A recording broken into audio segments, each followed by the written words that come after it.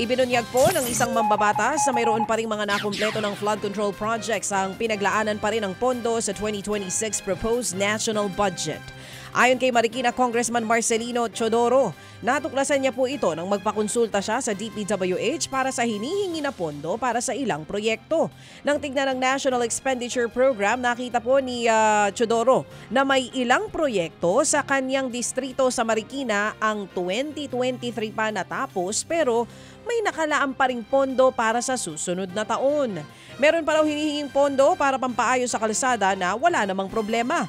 Nakipag-ugnayan na raw si Teodoro sa nagbitiw na si DPWH Secretary Manuel Bonoan at aminadong nagulat din po ang sekretary. Humihingi na siya ng paglilinaw kaugnay sa nadobleng item sa 2026 budget. Nagtalaga na po ng Anti-Corruption and Fraud Team ang DPWH. Natututok po sa mga sumbong hinggil sa maluhong pamumuhay ng mga district engineer. Ito na yung sinasabi ni Baby Boy na kayo rin mag-iimbestiga sa sarili nyo. Sa nauna pong panayam ng programang ito, sa kabibitiw lamang na si DPWH Secretary Manny Bonoan, sinabi niyang isang undersecretary ng ahensya ang tututok dito.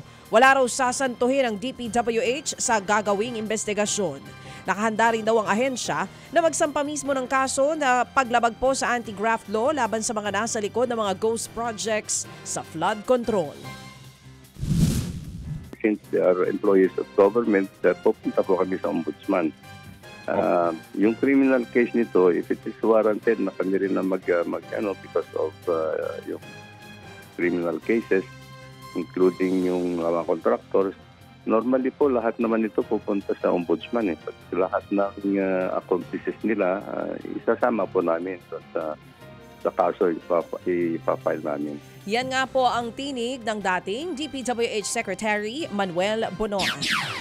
Sang-ayon naman po si mamamayang Liberal Party List Representative Leila De Lima na dapat isapubliko na ang SALN ng mga mambabatas. Matatanda ang hinigpitan ni dating Ombudsman Samuel Martires ang pagsasapubliko ng SALN ng mga politiko dahil nagagamit daw ito sa harassment sa kanila. Pero ang giit po ng Congresswoman na si De Lima, mandatory dapat ang pagsasapubliko ng kanilang mga SALN. Matatanda ang ipinag-utos na rin ni Pangulong Marcos Jr. ang lifestyle check sa mga opisyales ng gobyerno kasunod po ng investigasyon sa maanumalyang flood control projects. Pero ang giit ni De Lima, nababagalan din siya sa usad ng investigasyon ng Administrasyong Marcos. Hindi raw niya maramdaman ang galit ng Pangulo kahit sinabi nitong puno na siya sa kaliwat kanang anomalya ukol dito.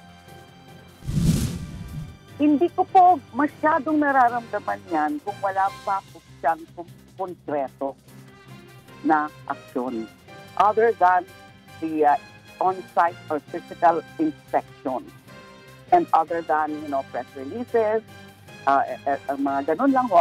Pero that's not concrete at all. Kailangan, maglahad na ng konkreto rin, comprehensive na mekanismo, interagency, o kaya independent body, and then assisted by interagency. Ay, maano yan eh. But it should be ASAP. ASAP. Nandiyan na. Lumabas na. Yung mga isu at marami pa na makakalkal kung seryoso ang investigasyon. Yan nga po ang tinig ni mamamayang Liberal Party List Representative Leila De Lima. Mga kapatid, brothers and sisters, saan ka pa? Dito na tayo sa totoo.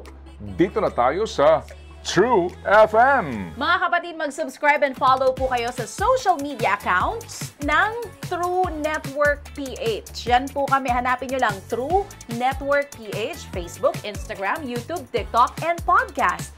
Mapa-Apple or Spotify man yan, mahahanap nyo kami. Lahat ng mga napapanood at napapakinggan nyo po sa programa, nasa social media accounts namin yan. So, paano mga kapatid? See you sa social media!